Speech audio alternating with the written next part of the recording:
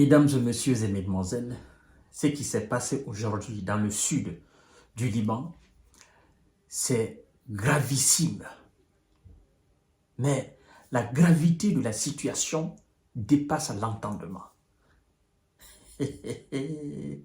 En fait, c'est la première fois depuis le début de l'opération de M. Benyamin dans le sud du Liban que lui-même passe un communiqué pareil, tellement que c'est chaud, il ne peut plus mentir. Vous savez, le Hezbollah avait dit aujourd'hui qu'ils sont en train de faire face aux gars de M. Bédia et que c'est devenu véritablement frontal. Donc, c'est face à face, œil pour œil, dent pour dent. Mesdames et messieurs et mesdemoiselles, et donc dans cette bataille, parce qu'eux, ils veulent envahir le Liban, le sud du Liban. Ils veulent chasser les gars du Hezbollah. Ils veulent faire des incursions. De l'autre côté, ils ne veulent pas permettre aux soldats de M. Benia de faire l'incursion. Donc, paf, il y a la collision au niveau de la frontière. Là où se trouvent les positions de la finule, c'est-à-dire la force onusienne. Donc aujourd'hui, tellement que ça chauffait sur le terrain, tellement qu'il y avait des S de M. Benia qui étaient en lambeaux, je ne vous dirai même pas le nombre, parce qu'on ne peut pas compter.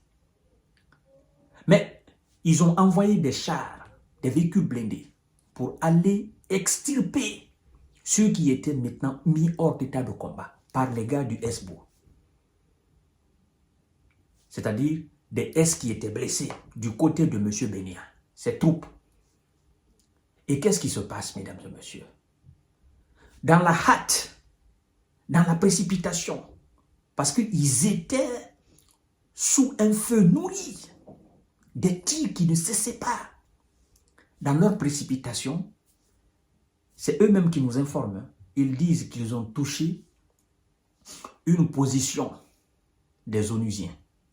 Le char a percuté une position des Onusiens.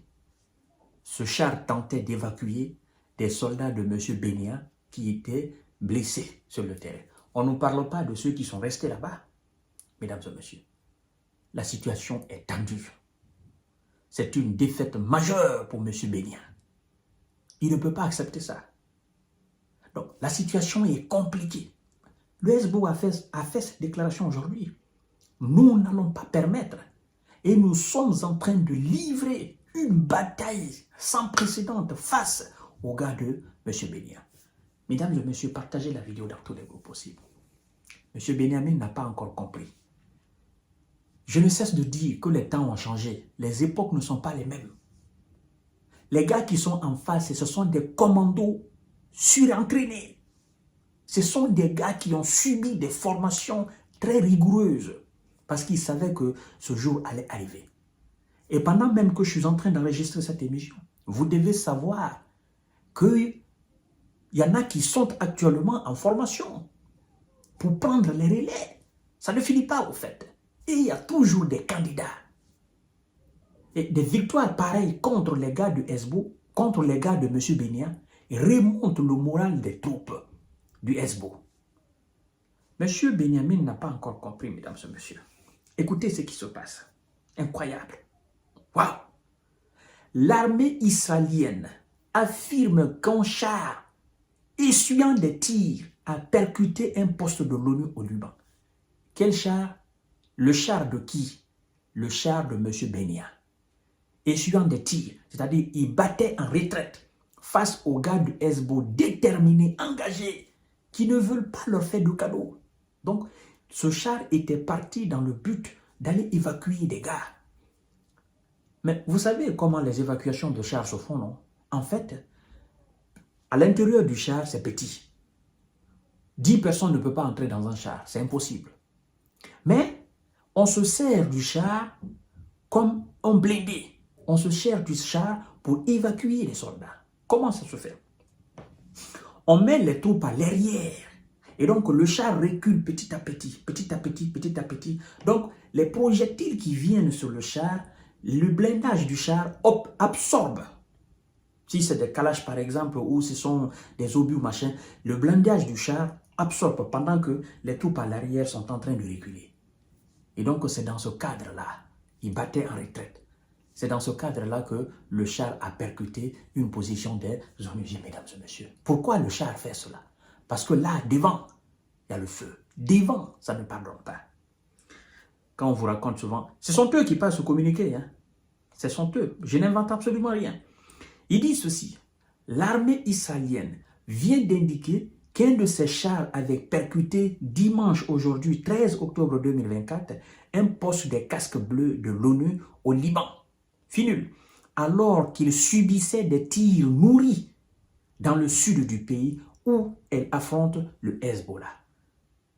Selon un communiqué de l'armée, un char qui tentait d'évacuer des blessés, des soldats blessés, en essuyant des tirs de l'ennemi, a reculé de plusieurs mètres et a percuté un poste de la FINUL qui avait annoncé plutôt que 2 chars israéliens étaient entrés de force dans l'une de ces positions.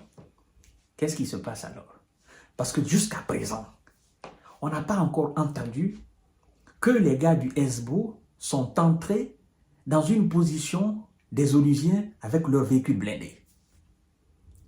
Et donc, en quelque sorte, qu'est-ce qui se passe?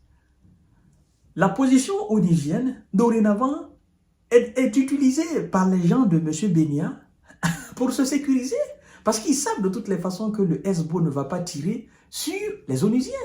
Depuis le début, le Hezbollah n'a jamais tiré. On n'a jamais fait état, n'est-ce pas, de cela, que les Hezbollah sont entrés avec du blindé ou avec des chars ou avec des véhicules, ou ils ont tiré, ils ont envoyé des missiles sur des positions onusiennes. Non, jusqu'à présent, ce sont les gars de Benia qui ont des histoires avec les casques bleus. Et aujourd'hui, qu'est-ce qui se passe? Ils nous racontent que non, on était en train de reculer parce que l'ennemi était en train de nous... Il était en train de nous... Donc, on ne pouvait pas avancer. On avait des soldats blessés, machin. Il y en a qui sont restés sur le terrain. Et puis, c'est dans cette position, sur le reculoir, qu'on a touché votre position. Donc, pardonnez au fait. C'était pas forcé. On n'a pas forcé votre position, mais on était dans l'obligation de reculer là. Mais pourquoi vous ne pouvez pas reculer ailleurs? Pourquoi c'est juste au niveau de la position des casques bleus? Pourquoi c'est au niveau des positions de casques bleus vous rôdez? Il n'y a pas autre position. Vous n'allez pas nous dire que tout se passe au niveau des casques bleus.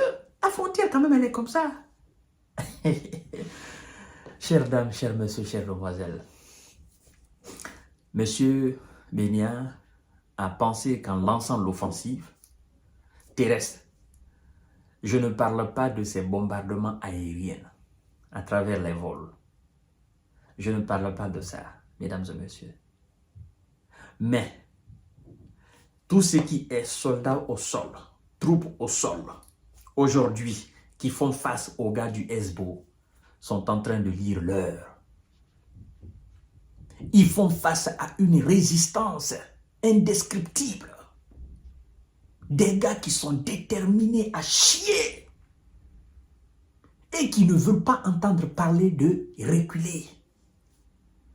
En fait, ce sont des gars qui sont là, ils se disent, soit ces gens-là, ils retournent chez eux, ou c'est ici, ils vont nous éliminer un à un. Mais nous n'allons pas reculer. Il n'y a pas question de reculer 1 mètre. Ce sont eux qui vont reculer. Ce sont eux qui vont battre en retraite. Mais nous, nous n'allons pas le faire. Ou bien nous allons laisser la peau ici.